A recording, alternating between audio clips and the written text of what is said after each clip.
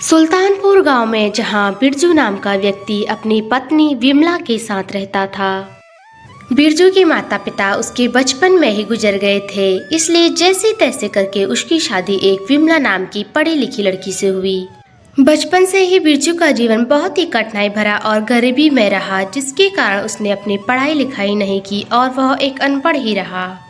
बिरजू के पढ़ा लिखा न होने के कारण उसे कोई अच्छी नौकरी भी नहीं मिली, इसलिए वह बचपन से ही अपने खेतों में काम किया करता था। वो तो अच्छा था कि बिरजू के पास अपने 1 बीघा की जमीन थी, जिसमें वह दिन रात मेहनत करके फसलें उगाकर अनाज को बाजार में बेच लिया करता था, जिससे कि उसका घर का खर्चा चल जाता था। बिरजू बहुत ही मेहनती और ईमानदार भोला व्यक्ति था, जिससे कि पूरे गांव वाले उसकी ईमानदारी से बहुत ही खुश रहते थे। परंतु गांव के कुछ ऐसे लोग भी थे जो बिरजू के सीधा और भोलेपन का फ़ायदा उठाते थे। वह उससे अपना काम निकलवाकर उसे बेवकूफ़ और ठगते थे। एक दिन की बात है, बिरजू अनाज बेचने के लिए बाजार चला जाता है। अरे दिगंबर भाई साहब, मैं अपने खेतों का अनाज बेचने के लिए आपकी दुकान में लेके आया हूँ। क्या आप मुझसे अनाज खरीदेंगे? हाँ हाँ, लाओ अपना अनाज लेके आओ, मैं इसे खरीद लेता हूँ। दिगंबर भाई साहब, अनाज 200 रुपए किलो बिक रहा है, इसलिए मैं आपको 200 रुपए किलो में ही बेचूंगा। दुकानदार को बिरजू का अनाज बहुत ही अच्छा लगता है, परंतु वह सोचता है यह तो पढ़ा लिखा नहीं है, इसे तो मैं ऐसे ही बेवकूफ़ बना दूंगा। इसलिए दुकानदार चुपके से बिरजू के अनाज में बहुत सारे कंकड़ पत्थर डाल देता है और कूड़ा करकट भी। उसके बाद वह बिरजू से कहता है, अरे बिरजू, ये मैं क्या देख रहा हूँ? अरे तुम तो मेरे साथ धोखा कर रहे हो। तुम्हारे अनाज में कितना कंकड़ पत्थर है। अरे बिरजू, मैंने तो तुम्हें बहुत ही भोला और सीधा समझा था, पर तुम तो मुझसे ही चालाकी करने लग गए हो। अरे भाई साहब, मैंने कोई चालाकी नहीं की। अरे मेरा अनाज तो साफ था, ये अभी अभी इतना सारा कंकड़ पत्थर कहाँ से आ गया? चुपचाप सुन ले बिरजू, मेरे साथ ज्यादा चालाकी करने की कोई जरूरत नहीं है, ठीक है ना? मैं तुम्हें इस अनाज का 1 भी रुपया नहीं दूंगा, 1 फूटी कौड़ी तक नहीं दूंगा। इतना सुनकर बिरजू सोच में पड़ जाता है कि वह तो घर से अच्छा अनाज लाया था, ये अचानक क्या हो गया। अच्छा भाई साहब, हो सकता है मुझसे ही कोई गलती हो गई हो अनाज में, पर ये 200 रुपए किलो तो नहीं, कम से कम 50 रुपए किलो तो बिक ही सकता है। हाँ, अब आए ना ऊंट पहाड़ के नीचे। वैसे तो तुम्हारे अनाज की कोई भी कीमत नहीं है, पर मैं तुम पर दया करके तुम्हें 1 किलो दाल दे देता हूँ। दुकानदार की ऐसी बातें सुनकर बिरजू मन में बहुत ही खुश हो जाता है। उसे लगता है कि कम से कम अनाज बेचकर 1 किलो दाल तो मिला, क्योंकि घर में खाने के लिए अन्न का एक दाना नहीं था। कुछ दाल लेकर वह अपने घर को चला जाता है। वहीं चालाक दुकानदार बोलता है, अरे ये बिरजू कितना भोला और सीधा है, 1 नंबर का अनपढ़ गवार कहीं का। इसे तो बेवकूफ बनाना मेरे बायां हाथ का खेल है। अगर रोज बिरजू अपने अनाज मेरी दुकान में बेचने के लिए आएगा तो मैं उसे ऐसे ही बेवकूफ बनाकर एक दिन बहुत ही अमीर आदमी बन जाऊंगा। अरे वाह वाह वाह वाह, हा हा। ऐसे ही गांव के सभी लोग बिरजू को बेवकूफ बना लेते थे। अरे सुनते हो भाग्यवान, अरे मैं अनाज बेच के आ गया हूँ और 1 किलो दाल लेके आया हूँ। सुनिए जी, आप ये क्या कह रहे हैं? आप तो इतना ज्यादा अनाज ले गए थे। अरे 200 रुपए किलो तो अनाज बिक रहा है और तुम सिर्फ 1 किलो दाल लाई हो, और वो भी पुरानी दाल। मेरे अनाज में बहुत सारे कंकड़ पत्थर आ गए थे, इसलिए दुकानदार लेने से भी मना कर रहा था। अरे वो तो दुकानदार बहुत ही अच्छा है, जिसने हमें 1 किलो दाल तक दे दी। अरे ए जी, सुनते हो? वो दिगंबर बहुत ही तेज और चालाक आदमी है। अरे उसने तुमको बेवकूफ बनाया है, इसलिए मैं तुमसे कहती हूँ कि इतना ज्यादा भोला और सीधा बनने की कोई जरूरत नहीं है। देख रहे हो दुनिया तुम्हें कैसे ठग रही है और कैसे बेवकूफ बना रही है। सुनते हो जी, आप तब तक खाना खाइए, मैं जल्दी से उस दुकानदार से आपकी मेहनत का पैसा लेके आती हूँ। अरे भाग्यवान, तुम कैसे उससे पैसे लेके आओगी? अरे वो तो बहुत ही चालाक आदमी है। सुनते हो जी, तुम चिंता क्यों करते हो? तुम सिर्फ अपनी पत्नी पर भरोसा रखो। अरे अगर वो चालाक है तो मैं भी चतुर हूँ। और ऐसा कहने के बाद बिमला दुकानदार लाला के घर अपने पति बिरजू की मेहनत का पैसा लेने के लिए चली जाती है।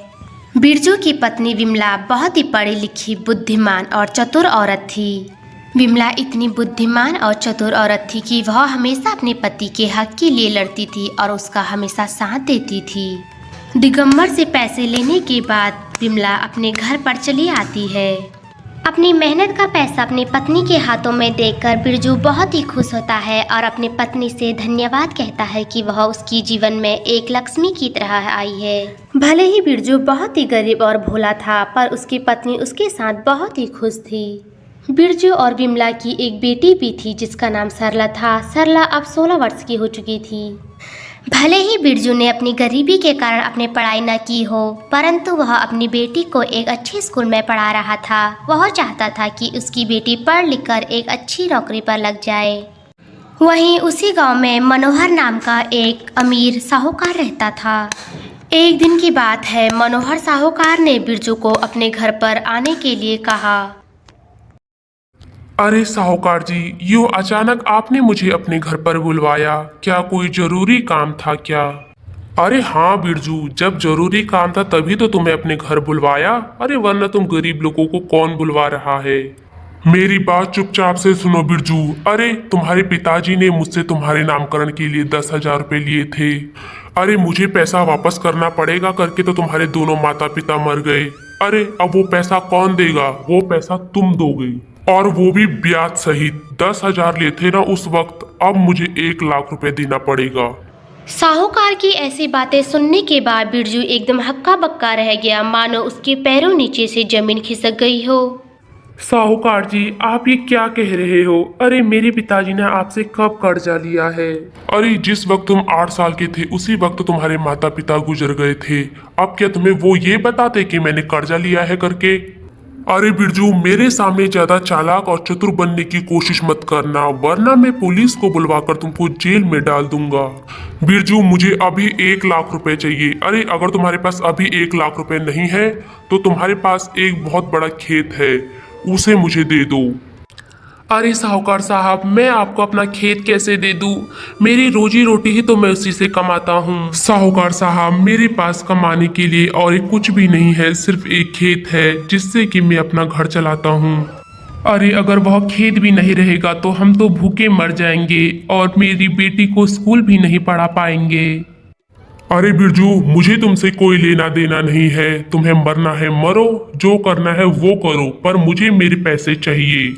साहूकार मनोहर के सामने बिरजू बहुत ही रोया, गिड़गिड़ाया और बहुत ही मिन्नतें की, पर साहूकार मनोहर को उस पर बिल्कुल भी तरस नहीं आया और उसने धोखे से उसकी जमीन के कागजात पर उससे हस्ताक्षर कर उसकी जमीन अपने नाम पर कर ली। बिरजू दुखी मन से अपने घर को चला गया और वही साहूकार बोला। अरे ये बिरजू कितना भोला और सीधा है, इसे बेवकूफ बनाना तो बहुत ही आसान था। अरे इसके पिताजी ने तो मुझसे कोई भी कर्जा नहीं लिया था, वो भी बेचारे बहुत ही सीधे थे। अरे पर मेरी नजर तो इसके खेत पर थी। अब वह खेत मेरे नाम पर हो गई। अब मैं उस खेत पर एक बहुत ही बड़ा होटल खोलूंगा। मनोहर एक बहुत ही चालाक और बेईमान साहूकार था। वह ऐसे ही सभी गांव वालों को ठगकर उनकी जमीन अपने नाम पर कर लेता था। ऐसे ही उसने बिरजू को भी बेवकूफ बनाकर उसकी जमीन अपने नाम पर कर ली।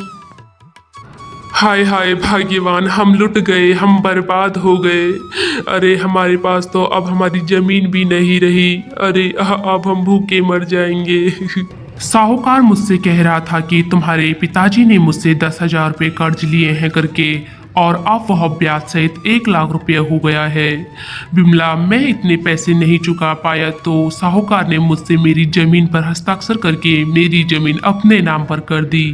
विमला ने अपने पति बिरजू की पहले सारी बातें सुनी और उसके बाद कहा, ओह अच्छा, तो ऐसी बात है। सुनिए जी, तुम चिंता क्यों करते हो? मैं अभी उस साहूकार के घर जाती हूँ और उसे अच्छे से सबक सिखाती हूँ। अरे वो तो एक बेईमान साहूकार है। वह साहूकार तो बहुत ही बेईमान है। वह ऐसे ही भोले भाले और गरीब लोगों की जमीन को अपने नाम कर लेता है। सुनते हो, पहले मैं उसके घर जाती हूँ और उसके बाद तुम आना, ठीक है? ऐसा कहकर विमला जल्दी से साहूकार के घर चली जाती है और उससे कहती है, साहूकार साहब, मुझे आपसे एक बहुत ही बड़ी मदद चाहिए थी। मेरा नाम बसंती है और मैं एक दूसरे नगर से इस नगर में आई हूँ। मेरे लिए यह गांव बहुत ही नया नया है। मैंने पूरे गांव में आपका बहुत ही बड़ा नाम सुना है कि आप बहुत ही ईमानदार व्यक्ति हैं। साहूकार साहब, वो क्या है ना, मेरे पास एक जादुई मटका है जो कि सोने चांदी और धन से भरा हुआ है। मुझे इस गांव पर किसी पर भरोसा नहीं हो रहा है और मैं एक बहुत ही बड़ी उम्मीद लगा के तुम्हारे पास आई हूँ। मैं 2 महीने के लिए कहीं बाहर नगर में जा रही हूँ, तो आप मेरे इस जादुई सोने के मटके से भरे हुए सोने चांदी और आभूषण को क्या अपने पास रख सकते हो? सोने की जादुई मटके और आभूषण को देखकर साहूकार के मन में बहुत ही लालच आ गया और बोलने लगा, अरे हाँ हाँ हाँ, आपने जो भी सुना है सही सुना है। मैं बहुत ही ईमानदार व्यक्ति हूँ। मैं किसी का 1 रुपया भी नहीं खाता हूँ। बस देवी जी, आप मुझ पर विश्वास रखो आंख बंद कर, और मुझे अपना एक जादुई सोने का मटका आभूषणों से भरा हुआ मेरे पास रख दो। अपनी पत्नी विमला के कहे अनुसार बिरजू भी वहां पहुंच जाता है। अरे साहूकार साहब, मुझ गरीब पर दया तो करो। अरे आपने मेरी जमीन अपने नाम पर कर दी और अब मैं खाऊंगा क्या? अरे साहूकार साहब, ये मैं क्या सुन रही हूँ? आपने इसकी जमीन अपने नाम पर कर दी, अब मैं आप पर भरोसा कैसे करूँ? बिरजू को देखकर साहूकार सोचने लगा कि इस बिरजू को भी अभी मरना था, मेरा काम तो करने देता फिर आ जाता। साहूकार के मन में सोने चांदी से भरे मटके को देखकर उसके मन में बहुत ही अधिक लालच आ गया। वह सोचने लगा, अगर सोने का मटका मेरे पास आ गया तो मुझे तो कमाने की कोई ज़रूरत ही नहीं है, मैं तो बैठे बैठे खा लूँगा। इसलिए साहूकार अपने मुंह से सारा सच उगल लेता है और कहता है, सुनो बिरजू, मैंने जो तुमसे कल कहा था वो सब झूठ था। तुम्हारे पिताजी ने मुझसे कोई भी कर्ज नहीं लिया था। और रही ये जमीन के कागजात, तो लो, ये तुम अपने पास ले जाओ, तुम्हारी जमीन तुम्हारे पास। और ऐसे ही साहूकार ने बिरजू को उसकी जमीन के कागजात वापस कर दिए। अच्छा तो भाई साहब, आप तो बहुत ही ईमानदार व्यक्ति हैं। तो ये लो मेरा जादुई सोने का मटका, अब मैं 2 महीने बाद आऊंगी इसे लेने के लिए। और ऐसे ही विमला ने अपनी बुद्धि लगाकर चतुराई से साहूकार से सच उगलवा दिया और अपनी जमीन को अपने नाम कर दिया। अरे अरे, ये तो मेरे साथ धोखा हो गया। अरे उस औरत ने मेरे साथ इतना बड़ा धोखा किया। अरे जादुई सोने मटके के नाम पर इसमें तो सिर्फ कोयला रखा हुआ है। अरे आज अगर मैं उस औरत की बातों में नहीं आता तो कम से कम उस बिरजू की जमीन तो मेरे पास होती।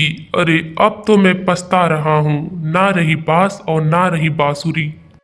इसलिए अगर जीवन में पति सीधा और भोला है तो पत्नी को चतुर बनना ही पड़ता है, क्योंकि यह खोखली दुनिया सीधे और भोले लोगों को चैन से जीने नहीं देती है। ऐसे ही विमला की बुद्धिमानी और चतुराई ने उसके पति बिरजू को उसकी जमीन और घर को वापस दिलवा दिया। और अब बिरजू और उसकी पत्नी विमला और उसकी बेटी सरला बहुत ही खुश थे और वह खुशी खुशी अपना जीवन बिता रहे थे।